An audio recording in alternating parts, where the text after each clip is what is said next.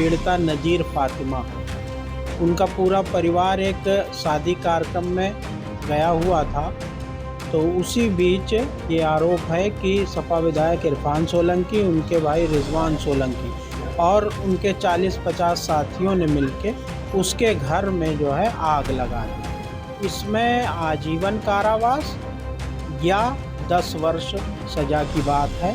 इरफान ही नहीं, उन्होंने अपने भाई रिजवान के लिए भी कहा कि वो घटना स्थल पर उस समय उपस्थित नहीं थे। सपा विधायक इरफान सोलंकी इस समय जेल में हैं। उनके ऊपर कई सारे मुकदमे चल रहे हैं, लेकिन जो सबसे पहला मुकदमा था वो था पीड़िता के घर में आग लगाने का, आगजनी का मामला। इस पूरे मामले में अब बहुत ही जल्द फैसला आने वाला है। अगर हम यहाँ के कोर्ट की बात करें तो ऐसी संभावना जताई जा रही है कि शायद इसी 14 तारीख को ये फैसला आ सकता है। इस पूरे मामले में एक सबसे बड़ा जो संकट इरफान सोलंकी के ऊपर है वो ये है कि अगर उनको 2 साल के ऊपर की सज़ा होती है तो फिर उनकी विधायकी चली जाएगी।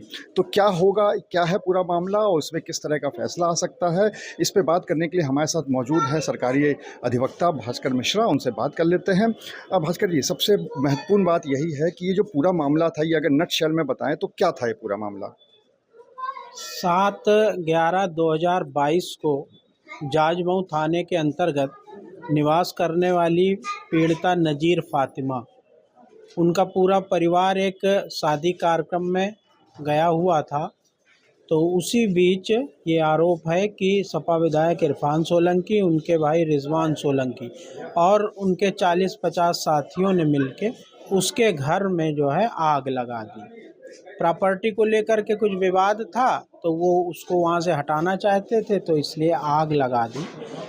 आग लगे होने के दौरान ही पीड़िता नज़ीर फातिमा के घर के 2 लड़के शमसुल हसन और मोहम्मद हसन, ये लोग वहाँ पर गिफ्ट पैक छूट गया था घर में, तो वो लेने आए थे। तो उन्होंने वहाँ पर पूरी घटना को देखा और डर भय के कारण 7 तारीख को FIR नहीं लिखा पाई नज़ीर फातिमा। फिर 8 तारीख को FIR लिखी गई और ये जो विचारण चल रहा है ये 5 अभियुक्तों का चल रहा है। इरफान सोलंकी, रिजवान सोलंकी, शौकत, शरीफ और इजराइल आटेवाला। तो यहाँ पर आरोप बना, फिर उसके बाद ट्रायल प्रारंभ हुआ।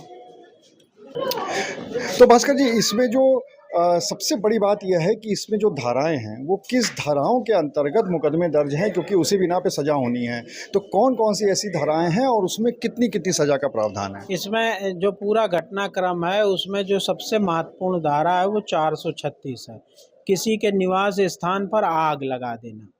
और इसमें आजीवन कारावास या 10 वर्ष सज़ा की बात है। तो यही सबसे महत्वपूर्ण सज़ा है और धारा है, और ये इसी में सबसे अधिक सज़ा भी है।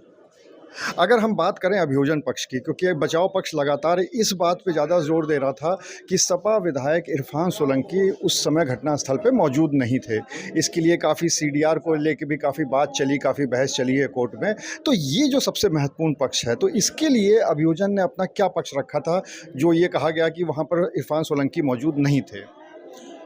बचाव पक्ष के द्वारा ये महत्वपूर्ण एक आधार लिया गया। इरफान ही नहीं, उन्होंने अपने भाई रिजवान के लिए भी कहा कि वो घटना स्थल पर उस समय उपस्थित नहीं थे, और इसके समर्थन में उन्होंने अपने मोबाइल फ़ोनों के CDR और लोकेशन ये दाखिल भी करी।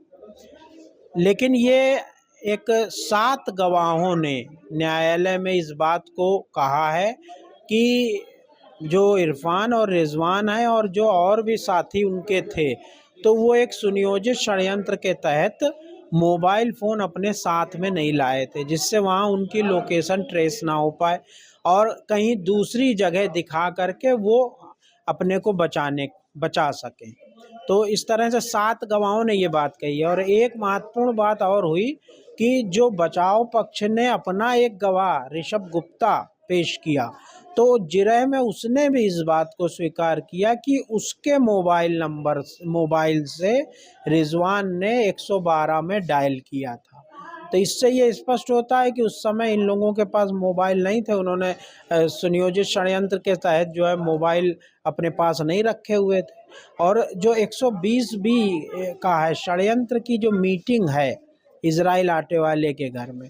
वहाँ के जो गवाह हैं उन्होंने भी न्यायालय में बताया कि उस मीटिंग में ये तय हुआ था कि मोबाइल कोई घटना स्थल पर लेकर के नहीं जाएगा। इस पूरे मामले में इस बात की संभावना जताई जा रही है कि 14 तारीख को यानी 14 मार्च को इस मामले में कोर्ट का फैसला आ सकता है और अगर 2 साल से ऊपर की सज़ा कोर्ट देती है तो फिर इरफान सोलंकी की विधायकी चली जाएगी। अब ये देखना महत्वपूर्ण होगा कि इसी के आसपास आचार संहिता भी लोकसभा की जारी होने वाली है। तो क्या अगर ऐसा होता है और विधायकी जाती है इरफान सोलंकी की, तो क्या ये उपचुनाव सीसामऊ विधानसभा का इस लोकसभा के साथ होगा या फिर बाद में?